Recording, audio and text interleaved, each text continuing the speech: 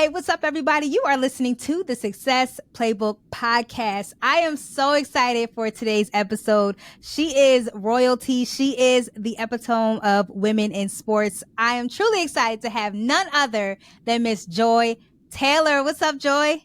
Hi, I'm so excited to be here. We're excited to have you. We're big Joy Taylor fans here at the Success Playbook podcast. I see that you have some footballs behind you now. I just noticed that. Yes. Yes. Okay, so I see a Washington logo. Mhm. Okay. Okay, yes. I have my football behind me too. Can I see your football? Yeah, so this is actually Oh, yes. this was an extra. We did a girls. Okay, hold on. No, let me look crazy. We did a girls all girls flag football camp for the Super Bowl here in LA a few years ago through my foundation, the Joy Taylor Foundation.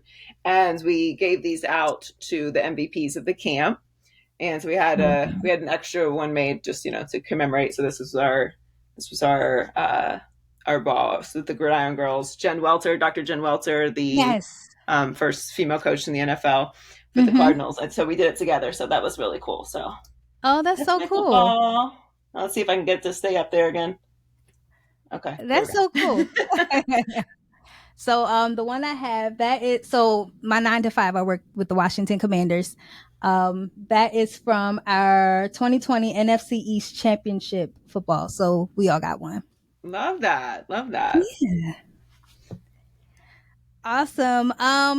Well, before we jump into the interview, we are going to play a little game of this or that.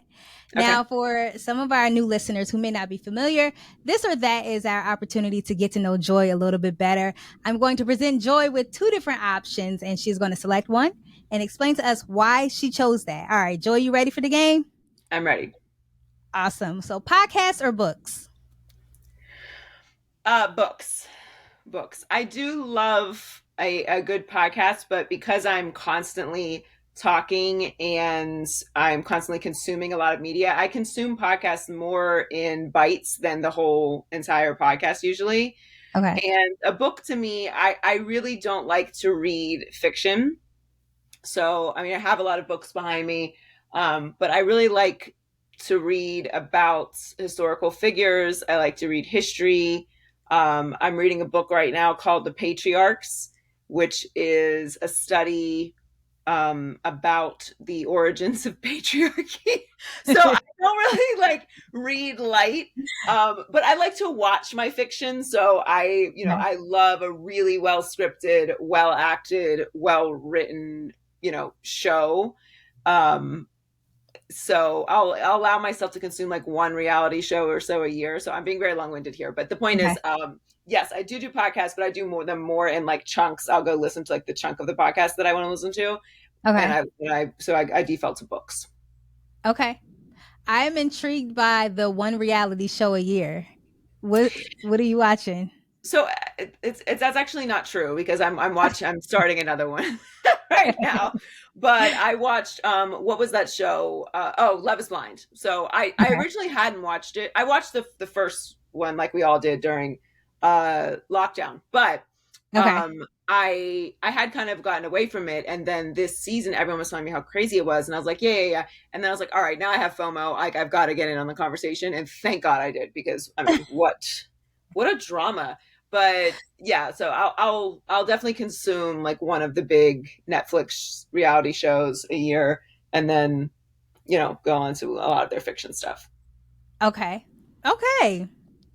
I am a Real Housewives girl, so I tune into Real Housewives of Potomac in Atlanta every now and then. So, all right, I feel like I could pick it up, but then I lose some of the background of the conversation, and then someone's like, "Well, you forgot about this episode." Like, okay, I forgot about that part.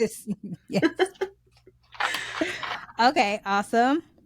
And it looks like, hold on. Okay, awesome. The camera cut out on me for a little bit, but you're back. Okay. All good. All right, so we learned that you like books. Hot cereal or cold cereal? Cold. Okay. I don't eat. I'm a big breakfast person. Like I eat breakfast every day. I cannot. I'm upset if I don't get breakfast because I feel like the day gets so busy sometimes that like you're like, oh my god, I forgot to eat lunch, or I have to eat dinner later now, and like then you're just hungry all day because you didn't take the time to eat breakfast. So I really love breakfast food. So I eat eggs every single day, Okay. and I will like do like spinach or avocado. Occasionally, I'll do cereal if I'm like in a super hurry, but it's cold cereal for sure. Okay. What's your flavor? I'll do like a what do I have? The almonds crunchy one. I like a Honey honey nut. flavored. Is that honey? Not honey nut Cheerio. I know what you're talking No, about. I can't like for some reason I want Yeah. to say toasted almond fudge, but that's definitely ice cream. I can't remember the name of it. But yeah, it's Honey like bunches of oats. honey bunch of oats. Yep, there you go. Okay. Yeah, That's a good choice. Okay. What is your go-to meal to make? my go-to meal to make would be salmon and rice and with like some sliced avocado or maybe some other kind of vegetable. I am admittedly not someone who cooks a lot because it's just me and I Yeah. don't like doing all that work for one meal. I'm not a meal prep girly either. And my schedule is just so different week to week. It's hard for me to plan dinners. Now, I make breakfast for myself every day, and different kinds of breakfasts. And I can cook, all right, Yes. before y'all get started, I can cook. I just don't choose to do it. So if I am cooking for other people, I will either make tacos Okay. and have a taco night, where I make everything, or well, I don't make the tortillas. That's not true, but everything else. Um, or I will make salmon and rice, and I make like a nice crispy salmon, some fluffy rice, and call it a day. But those are my go tos. Nice. Salmon is a podcast favorite here. So that's a very popular answer. But honestly, I don't like salmon. I'll eat salmon sushi, but I don't like Okay. getting salmon from restaurants. It's because I like it to be cooked a really specific way. So I really Okay. only like when I cook it. It's very rarely do I eat salmon out. I really have to be in a weird mood. Okay. All right. Yeah. That's interesting. What of That's a interesting. quirk. Yeah. Okay. I love that. Well, thank you for playing our game. We learned It so was much about fun. you. Yeah. Awesome. So I'd love to jump into your background, your story. So the first question is, who is Joy Taylor? Where'd you grow up? Where are you from? Where'd you go to school? All the things. We want to know it. So I was born and raised in Pittsburgh, Pennsylvania, and I grew up playing sports. I played soccer, volleyball, basketball, and I ran track in the AAU circuit, if you will, of track in Pittsburgh and Pennsylvania. So kind of got into track really early and basketball really early. Picked up volleyball and soccer later in high school, but I was always playing sports. I was always outside. I'm 36 years old, so I remember a time before the internet, and Mhm. was playing video games on Sega Genesis or whatever. So to say, I just didn't have technology the way that younger people have technology now. So I was definitely always outside doing something, playing some sport, competing in something, racing, whatever. Um, and I really loved football and basketball growing up. And Pittsburgh is obviously a huge sports town. So I grew up watching the Steelers and grew up watching, the Pitt Panthers and local, high school football and sports. So just sports were just part of my DNA. My aunts were and my grandmother were huge sports fans as well, as most women in Pittsburgh are. So they were diehard Steelers fans, and if we were ever over there and the game came on, like forget it, we're watching the game now. Everything else is stopping. So that's how I grew up. And, obviously my brother played in the NFL and played for Washington for a year, actually, too. We forget about that, um, for 15 years. So he was drafted in 97 to the Dolphins. And I was always partial to the Dolphins because of Dan Marino. Dan Marino's a Pittsburgh guy. So just, really grew up around football and sports. And as an athlete myself, I ran track in college my freshman year. After my freshman year, I just I kind of lost the competitive edge that I had growing up. And also, I wasn't going to the Olympics. So I was like, I don't. It's only like so hard you can work when you don't have that insane competitive nature, and you're also, how limited your career will eventually be if you pursue it. So, but it was the right choice for me, and Mhm. I was a college athlete for a year and was recruited for track and for soccer, and ended up running track my freshman year. Then I transferred to Barry in Miami and really got into broadcast journalism in my studies. I started interning at a local radio station there, 560 QAM, a sports talk morning show, which going to school in Miami and having a 6 a.m. internship was very interesting. So I was definitely not getting a lot of sleep, but I was there. And then because I was in that building for that internship, I was able to get an internship at the sister station there, which was a music station, Power 96, and DJ Laz had a morning show there. So I got an internship there producing his morning show, which was like a really great background for me because not only did I get the experience of watching how a sports show is made, I got the experience and got to participate more in making an entertainment based show, which was local. So also still did some sports, when the Dolphins were having a big game or something was going on with the Heat or the Marlins or the Panthers. But it was, obviously entertainment centered.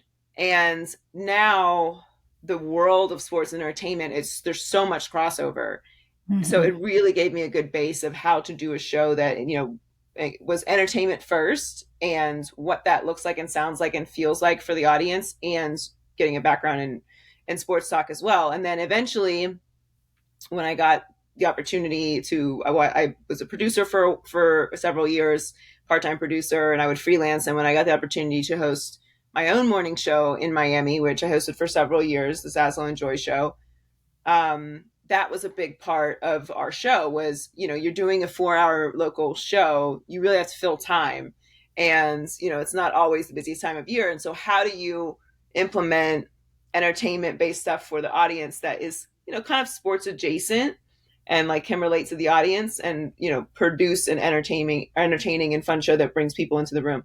So I did that for several years, and then came to Fox in 2016, and I've worked on Undisputed and The Herd, and now host Speak on FS1.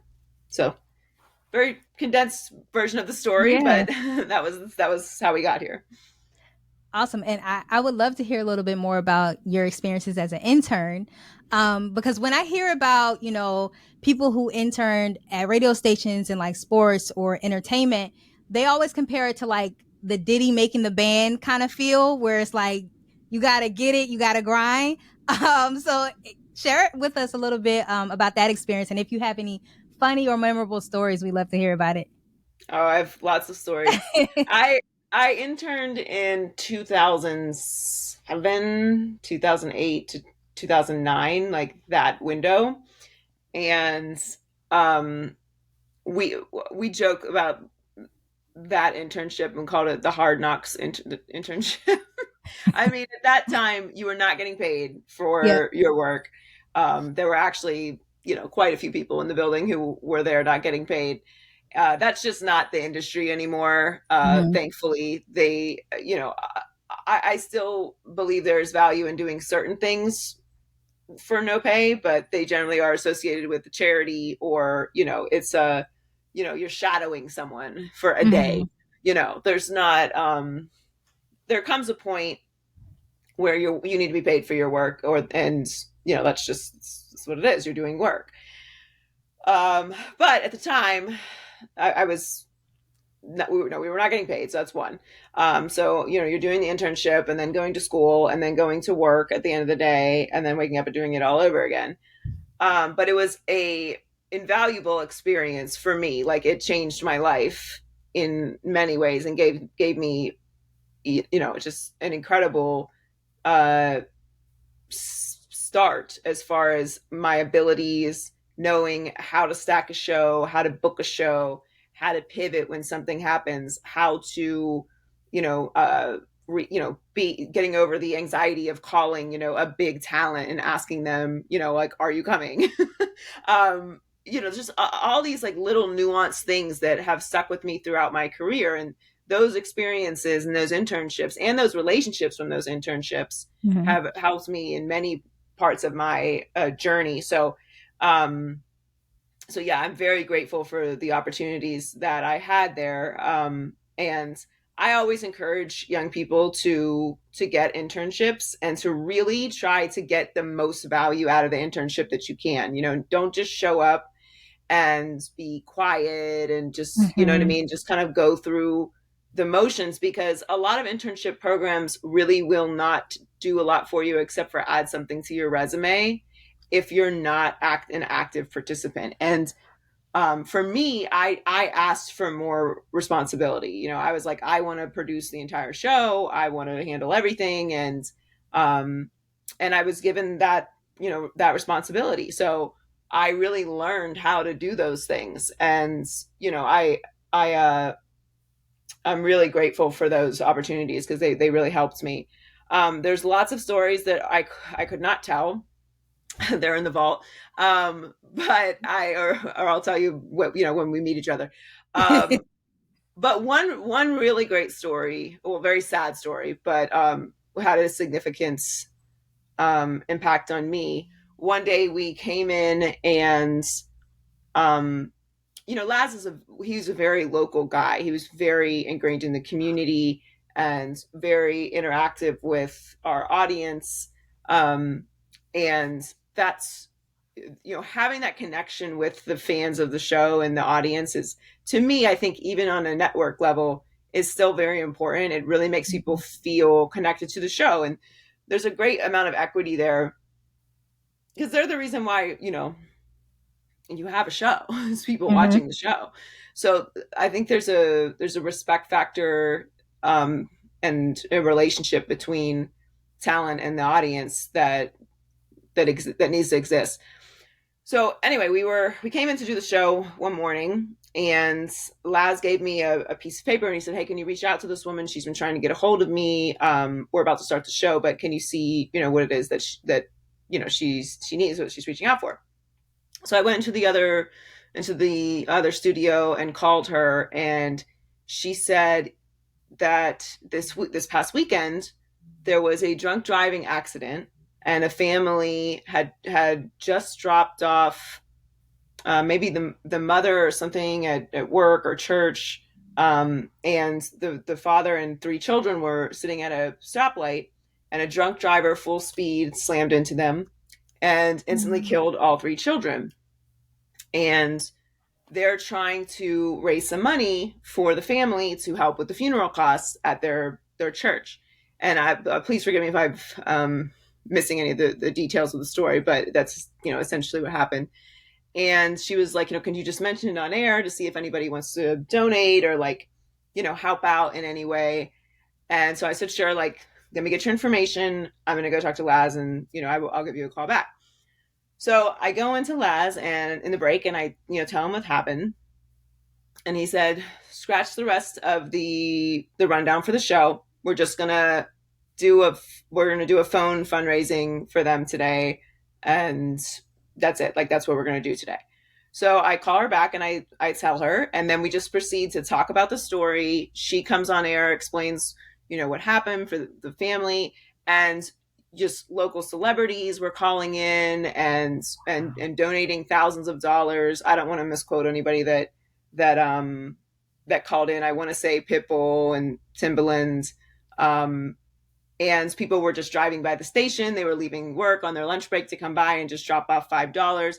And we raised all the money for them for the funeral that they needed. And so that was like obviously an incredibly sad story, but Mm-hmm. a story that a moment I always remember, because it really shows the power of doing a show that connects with the community. And people were seriously stopping to drop $5 off. Like, they just wanted to Yeah. help, just wanted to give something to help this family, because it's just such a tragedy, and it was part of the community. So there's a real power in having those experiences and learning from moments like that shape everything. But those memories are really special to me. So yeah, my internships, I mean, I the internship conversation is always a very complex Yeah. conversation amongst our business, and gets people very feisty. But my overall position is get the most out of the internship that you can, because those relationships matter. People knowing what kind of work ethic you have, what your skills are, what your motivation is within the internship and within the business is very helpful. And you never know what can come from it. And at the very least, even if no relationship ever, comes to fruition, or you don't get hired there, the experiences that you have, that you add to your bank of talent and experience and resume and skill set, can help you for the rest of your career. Yes, 100% yes to all of that. So you mentioned a lot about, acquiring the necessary skill set during the internship, or even creating the necessary relationships during the internship. Can you share with us a story about how maybe you developed a strong relationship doing some sort of maybe internship work, and it kind of helped catapult your career? Well, my first like paying job that I had in the business, which was I think 8.50 or something an hour before Mhm. taxes, um, was part time producing Sid Rosenberg's show at 560 QAM. And I got the opportunity to do the internship because the program director was working at the station when I was interning there a few years before. Mm, So, it all just, they knew of me, knew of my work ethic, knew what I had already done there. And so that's how I was able to get that opportunity. And look, 8.50 an hour and part-time hours producing a local sports show may not seem like a big deal, but I still have relationships with all these people. And being in that building to do that, getting the opportunities on air that I eventually got there doing, weekends and updates, gave me put me in position to get the executive producer job, which was, obviously a step up in a full-time role, not a lot of money either, but a full-time role, which then put me in the building to get the opportunity to host my own show at that other radio station, which is why I'm at Fox. So and mind you, again, I've been in the business since 2007. So that's what, 16 years now. So nothing happens overnight. Like, that's not mhm. what you should get, what you should not want. Of course, if you're talented enough to just go straight to the top and have instant success, like, God bless you. And we love that for you. But most overnight successes were 10 years in the making. Like, I didn't just pop up at Fox like, hey, it's me. I'd like a microphone. I had done a lot of work in the business, and that's just the radio side. That's not the writing. That's not the reporting. It's not the sideline reporting. It's not the work that I did with CBSSports.com for years. Like that, none of all of that I'm even including in this journey. Like, there's patches of other experience and resume building that was going on through this vein. So yeah, I understand it can be very frustrating in the business to get a break and to get into the right position and to get seen and to get heard. And consistency is a big part of that. Yeah. And listen, I don't have a trust fund, despite what someone might tell you. I was bartending every night on South Beach and working 3 different jobs, and freelancing on the weekends. And, no one is expected to live off of what you are getting paid when you start in the business. But I wasn't. I was doing other things. And yeah, so that was my experience and my journey. And Mhm. I don't want to tell anyone else what to do. But I think there is a lot of value in trying to, establish relationships, reaching out to people. And it's so different now. I mean, Yes. we would not be speaking 5, 6 years ago. Yeah. The whole media business has changed. You can have access to people and have conversations that just wasn't a thing before. Mhm. I mean, when I started in the business, all of my mentors were men. All of the people Mhm. that gave me advice were in my proximity. So it's just a completely different world now. There's so many more groups and NEBJ, and just you can reach out and ask for advice, and people are very inclined to reach back. So I just encourage people to be active, and it can get discouraging. Trust. Here's the tea though. It's discouraging on every level. It doesn't get it gets you get paid more, you get bigger opportunities, bigger spaces, and then there's Yeah. different problems. So it's just like any business in life and any type of occupation. There's just always going to be new. So pick something that you're passionate about, and that makes any kind of the bit of the journey easier. I love that. And I especially love when you said that this was not an overnight thing in the making. Like, when people look at you, they don't know that this was 16 years in the making.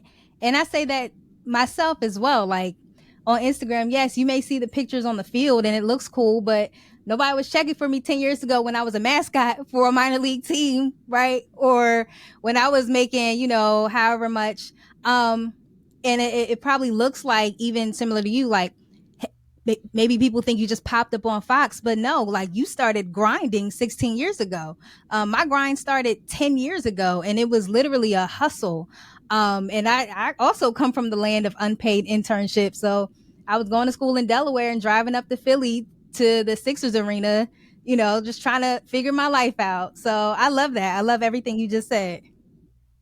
Yeah, you have to see the vision of it yourself. And there's definitely going to be times where you're like, okay, I need to just, go make sure my bills are paid, and that happened for me too. There were moments throughout the journey where I definitely got off path, and just worked in different occupations that weren't necessarily aligned with what I was doing. But Mm-hmm. when I finally set my foot to the path, it's amazing looking back on it now.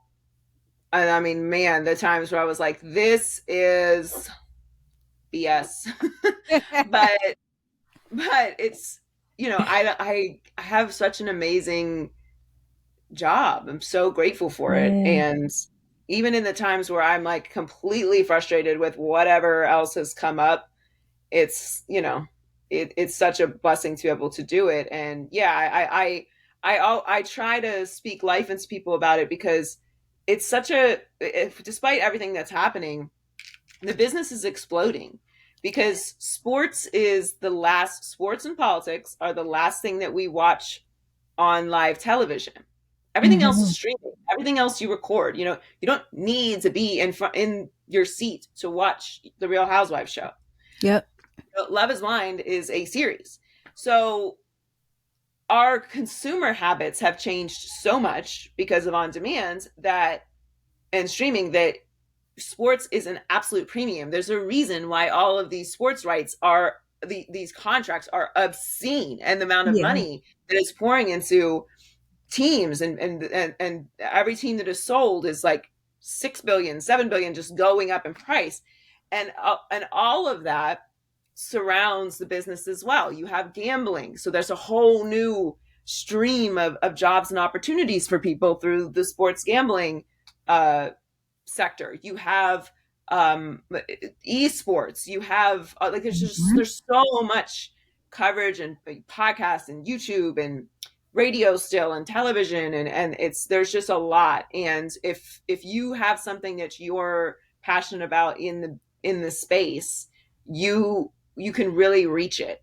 It was a limited business with very few opportunities, and Yes. even fewer for women, and even fewer for Black women. That part. So we can say the quiet part out loud. So it's really can be very frustrating, but especially if you are on the talent side and you're trying to get into that space. But there's a lot of outlets, and I can tell so many stories of people who just got discovered on Twitter, and Mm-hmm. now this is their career. So yeah, it's I believe I understand the frustration for sure. I will never not understand the frustration of trying to make it in a very competitive business that can sometimes feel very flooded. But it is worth it if it's something that you're truly passionate about.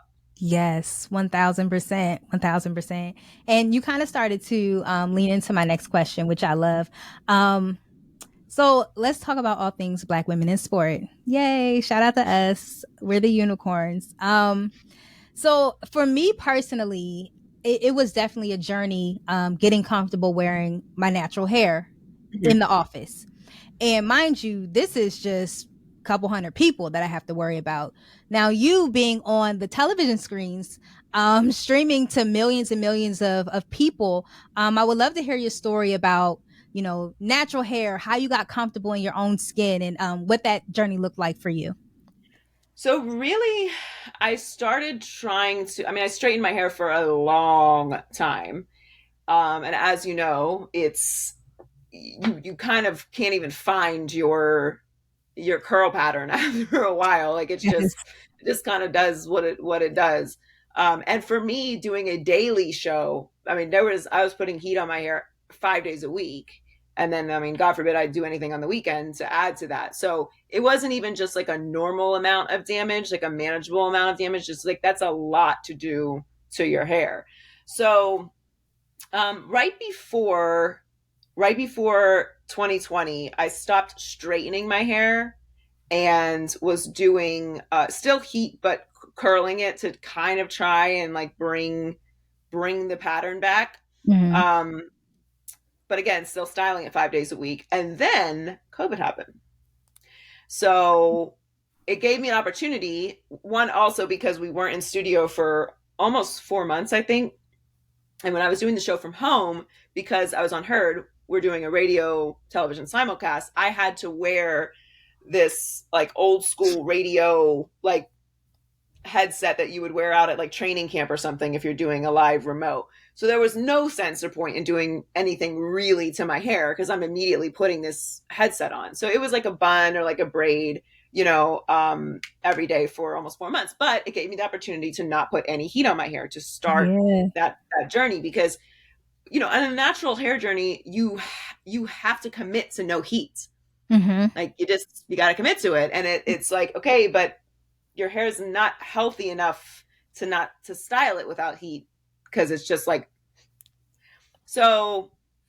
Anyway, I didn't put any heat on my hair from the start of 2020, and then I eventually just did the big chop, and that was kind of scary because it's cutting my and I had cut my hair in a pixie like years ago, so I had some experience with it, but like it was a big change, especially on air. Uh-huh. Um, and I mean, I've always been someone who's changed my look on air. Like I've always done like, okay, we're gonna do this today, we're gonna do this today, and not the traditional, broadcast of having the exact same hair every day, because we like to change it up. So, so it wasn't too dramatic as far as that goes, but it just was a big cut. And then you have, okay, well, the cut's great when it's first done, but now it's kind of grown out. So it's in like this awkward phase. And so I went through all of these different changes, but, and then, did the protective styles for a while as well and did twist and, goddess locks and, all these different styles. But for me, it was, it was necessity. And I was like, okay, like, I'm just gonna do it. Like, Yeah. are people gonna stop watching the show because I'm wearing curly hair? Are people gonna stop watching the show because I have twists in my hair? No one's gonna say anything to me about this. So, yeah, like, why am I no longer want to damage my hair. This is like Hmm. physically damaging me at this point Hmm. to try and do it. And listen, I still like a nice, blowout bob every once in a while, which I've done recently. Um, but if I want to wear my hair naturally, I'm gonna do it, and it's beautiful. And I get as many compliments on my hair when it's natural as I do when it's styled with heat. And the versatility and the ability to wear our crowns in all these different ways is and should be celebrated. Yes. So, I fully understand very personally and emotionally the pressure of wearing your hair a certain way in order to look professional. And Hmm. sure, I still get comments here and there. I don't pay attention to comments on the internet. I just have like Good. literally no time in the Good. day. I don't, it's like, I want to communicate with y'all, but like, I just don't have time for this. You're saying nonsense. I gotta go. I have so much stuff to do. Yes. Um, really do. So, but eventually, here or there, zipping through, you're going to see somebody say like that your hair is ugly or that you look crazy or, whatever, you look unprofessional. But at the Mhm. end of the day, I don't get paid to be beautiful. I get paid to have really compelling thoughts about the NFL and the Yes. NBA. And Y- and and so as long as my mouth is making sounds that are interesting and entertaining and smart and compelling, that's the only thing that matters. So I want to present as myself, and part of presenting as myself is physically presenting as myself and what makes me feel confident and what I need to show up as. So um, it wasn't really meant to be a stance in a way, but it also kind of was because it was Yeah. like, well, I'm doing this, so like Yes. that's what's happening. Yeah. I love that. And so, like, growing up, did you have anyone that was on the TV screen that you saw and that was like your representation? Like, they showed you, hey, there's room for me in this industry. I mean, Robin Roberts obviously Yes. was someone that gave us that space and is, as still at the top of the business and is excellent. Um, Jamel Hill for me was the main inspiration to be on the side of the business that I'm on in the opinion space, because when I got into the business way back when, I always knew I didn't want to be a reporter. Like in college, Mhm. I'd have professors be like, "You would be a great reporter. Like you're so intense and tough and all. Like you'd be a great reporter." And I just always felt like being a journalist, like a true journalist, is like being a doctor or a lawyer or a teacher. Like there's a social responsibility that comes with this job. You are bringing the news to the world, and you can't be biased. As much as a Mhm. human can remove their bias from reporting a story, I believe journalists have that responsibility. Now we are in a very interesting time and space where the word news is being thrown around very frivolously. And now with the internet being the way that it is, like it's very hard for people to find the truth. Like Yeah. I'm a trained journalist, so I know how to find something that is verified, that this place has an editor who will have to issue a retraction if any of this is untrue. Like I don't just run and say whatever I want on national television or even on my social media platforms. I think I have a responsibility, even though I don't Mhm. consider myself to be a journalist, to not share fake information. So being that I hold true journalists in that high of a regard, I just like that I want to react to the news. I want to give my opinion. But there was no women other than Jamel in that Yeah. space. And so for her, I mean, you want to talk about natural hair and showing up as herself, and she was so powerful and so good, and it just was so seamless. It wasn't to see her there at the desk, like saying her piece and then and building the shows around her. I was like, now I can do that. Like Yeah. I can see myself in that space because I saw her there. And it's really unfortunate still the opinion side is not as diverse as it needs to be when it comes to women on daily shows. But I'm hoping that we are encouraging more women to get into that space and to be fearless. It's really it's a different side of the business entirely than Mhm. than analyst work or play by play. Like it's very unique because you're going to deal with people. People are going to hate you. Like it's just the end of Yeah. the day. Like it's that you're never going to make everybody happy. If I say something good about the Cowboys, Washington fans are going to hate me. If I say something good about Washington, Mhm. Giants fans are going to hate me. So like there's a different element to the job. But to answer your question, yeah, there was she changed the game for me because seeing her in that space, as unapologetic as she was really powerful for me. So does that ever bother you, the fact that, as an opinionist, like if you say something, this side is going to hate you, like, or if you say something about this side, the other side will hate you. Does that ever like kind of get under your skin? No, because I think that sports fans are really fans of anything Mm-hmm. that are truly passionate about it are as passionate as they are in one direction, they are as they have the same polar response to the other side. And it's like Harry Potter fans. Like I'm, House Gryffindor or whatever. You know what I mean? Like everybody has their things. So it's just an opinion. It's not the end of the Yeah. world. And if I happen to be right, great. And if I don't, so what? Then you can come and yell at me about how wrong I was. And that's just the way that sports fans communicate also. Like when we're at a sports bar and like, okay, I love this guy is my top 5. How do you not have this person in your top 5? And like that's just how we talk to each other. Yeah. And so for people who aren't sports fans, they might see it as pure hostility, but that is how we talk to each other. I have a Yeah. big family and we are always yelling. And when someone who comes from a small family or isn't like used to being around my family, they're like, "Oh my god, you guys are always yelling at each other."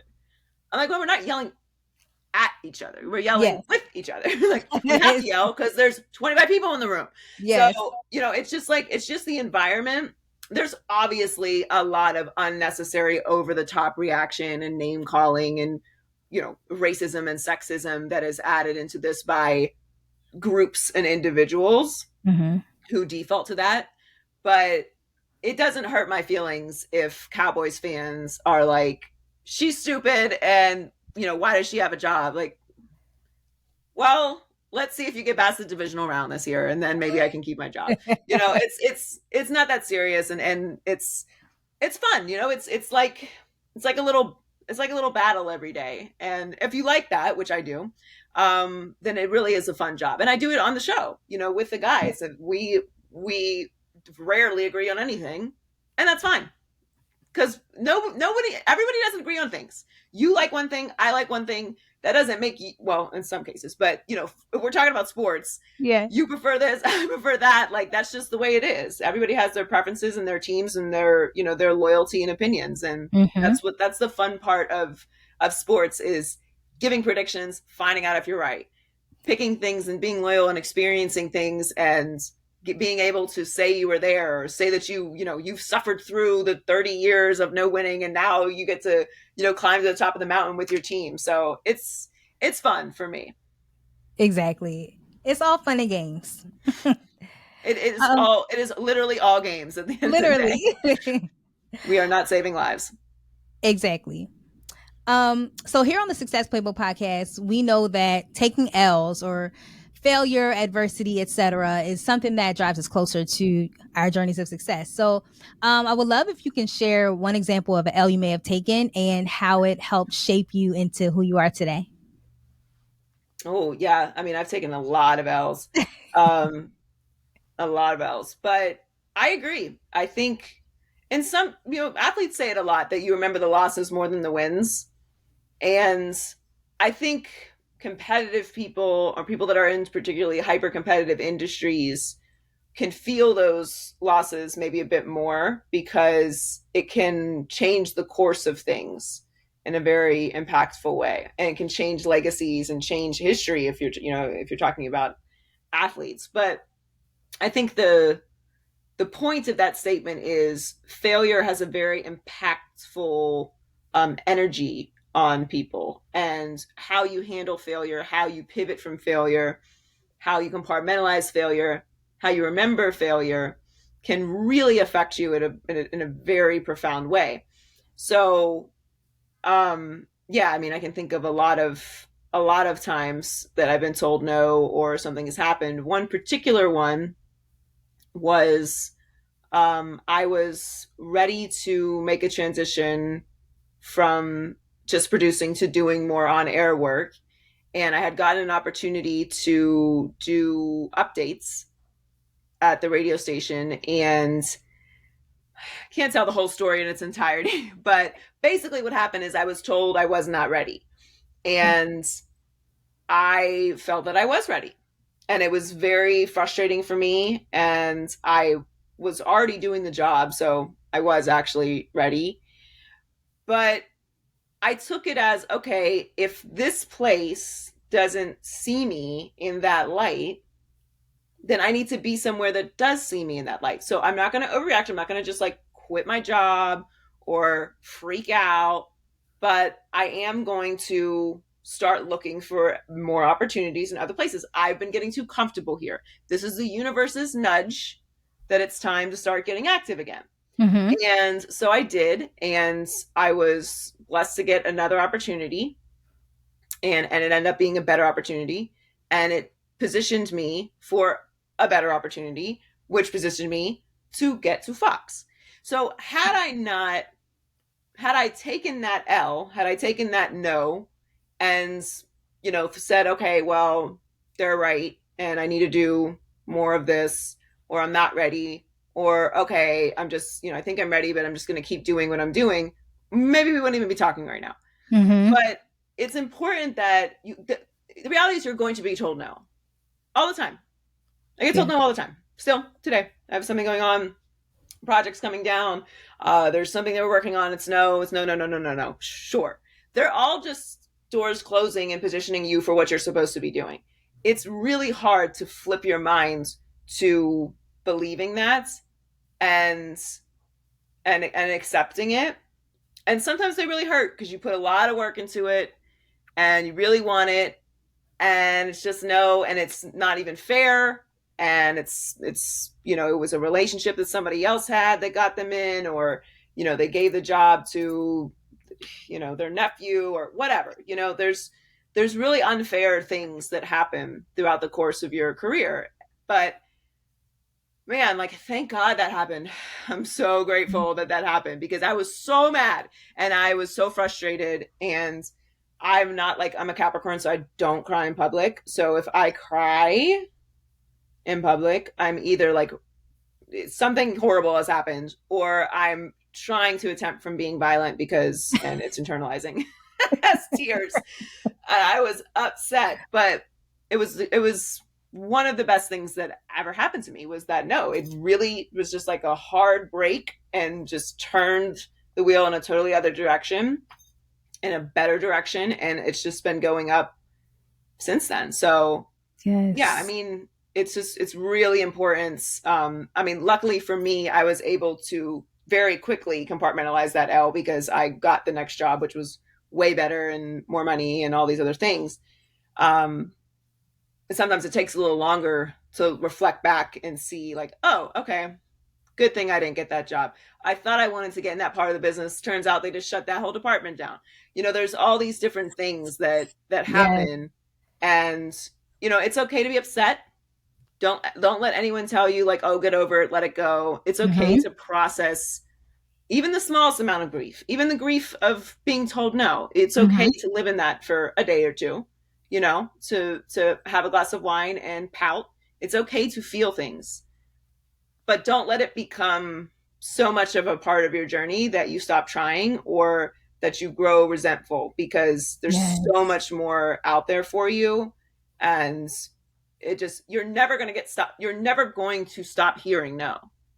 It's just that the yeses are going to become more important, and that's how you have to accept this inevitable part of life. It's Everyone's not going to say yes to you. Hashtag bars. I love that.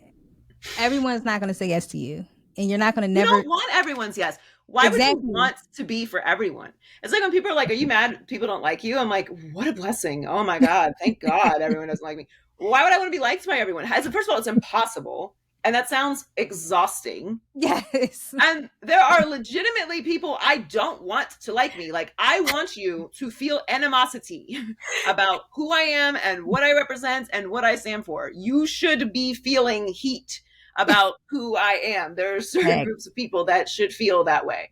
Be mad. 100%. So yes, like, it's a blessing to not be for everyone and for everything. Yes. And you are special and unique, and you have amazing things that are coming for you. And I mean, God forbid it's blocked because you got tunnel vision on this opportunity or this thing or this person or this job, or whatever, this project, and you have all these amazing things that are coming for you, and you're obsessed with this one no. Yes. I receive all of that. That was a whole word. Thank you for those gems. With our last question as we wrap up, so what advice would you give to other Black women out there who are aspiring to get into the sport industry? I would, the most important thing is to be yourself. Don't feel that you need to be anyone else, that you need to mirror what other people are doing. I always encourage people to pull inspiration from other things. Nothing's new. It's a saying in the business. Nothing is new.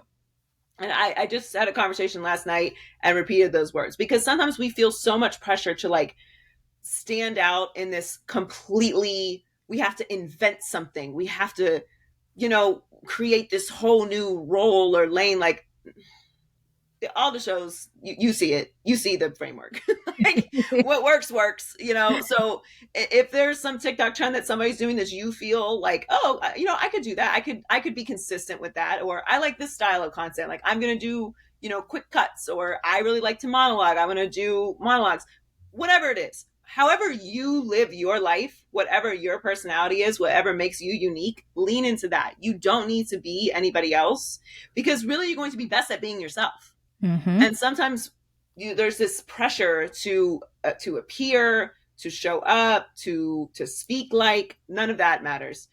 You're excellent as you are. So be yourself and be confident in yourself, and don't apologize for anything. Don't apologize. Do not say I'm sorry. You're not sorry. I'm not sorry. I'm literally not sorry. So like I don't know what to tell you. I'm absolutely not sorry. So you can do with that what you want. I am not sorry. Okay. And you won't be getting those words from me. So be unapologetic about who you are and be consistent. Whatever. Yeah. Everyone who's trying to get in the business, I give the same advice, which is take the time to decide what it is you want to do. I am a firm believer in goals. I don't think if you're not aiming at anything, where do you expect to land? Yeah. What do you want to do? And it doesn't mean that you have to do that forever, but if you don't have any idea, no one can help you. You can't go to someone and be like, hey, I would like a job in the sports business. Like, doing what? Yes. I don't know, like anything. Do you want to be an agent? Do you want to be a mascot? Do you want to be an opinionist? Do you want to work in the front office? Do you want to run a cheerleading squad? Do you want to work in marketing or ticket sales? Like literally we could go on for the next 2 hours with the jobs. What do you want to do? And it's okay to not be sure, but take the time to think about it, shadow people, reach out, discuss what would make you happy? What are you passionate about? And really don't be afraid to say, I want to do this. I always said, I want to be on air as an opinionist. I want to be an opinionist.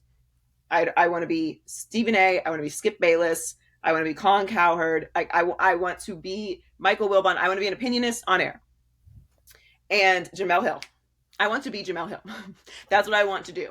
So it helped people when they were like, oh, well, we have this, this job. Like, that doesn't help me get there. Thank you. But no. Yeah. That's not going to help me get where I need to go. And sometimes maybe the job wasn't exactly what I wanted to do, but it would help me develop skills for what I eventually want to do. So it also helps you align your goals, what internships you take, what mentors you reach out to, what kind of first job you're looking for, what extra opportunities you're getting involved in, what groups you sign up for. Like all of these things can help align and take you to the next level when you're putting your energy into one particular goal. And maybe you reach it and you're like, okay, I've done this for 3 years. I want to get into this side of the business now. Cool. But having goals is really important. So that's just an overall general for whoever is trying to get into the business, especially our business, because like I said, it's so broad and there's so many different areas of the business that you can get into and be very successful. But it really helps to know what you want to do, even on air, what part of on air you want to do. Because I mean, everything is not going to make everybody happy. Maybe you don't want to do play-by-play. So like if someone's offering you a play-by-play job, but you don't want to do that, that's not helpful to you. So it's important to know what you want to do. But for Black women specifically, be unapologetic. Do not say I'm sorry for being in a space that you absolutely belong in, and be authentic to who you are and what you want, because you are unique and special and powerful enough just as you are. And that is actually what's going to separate you from everyone else, is what makes you unique. You don't want to have to come in and that's exhausting. That's Yeah. exhausting. As exhausting in a relationship, in a friendship, with a relationship with family members, like being somebody that you're not, eventually you're just like, I don't want to do this anymore. I want to be me. So you're going to be most successful in that space. I love it. Thank you for that great advice. Of course. How can we support you? How can we continue to support you? Please watch the show Speak on FS1. We're coming up on football season, so we are Nice. about to be in full gear for the NFL season.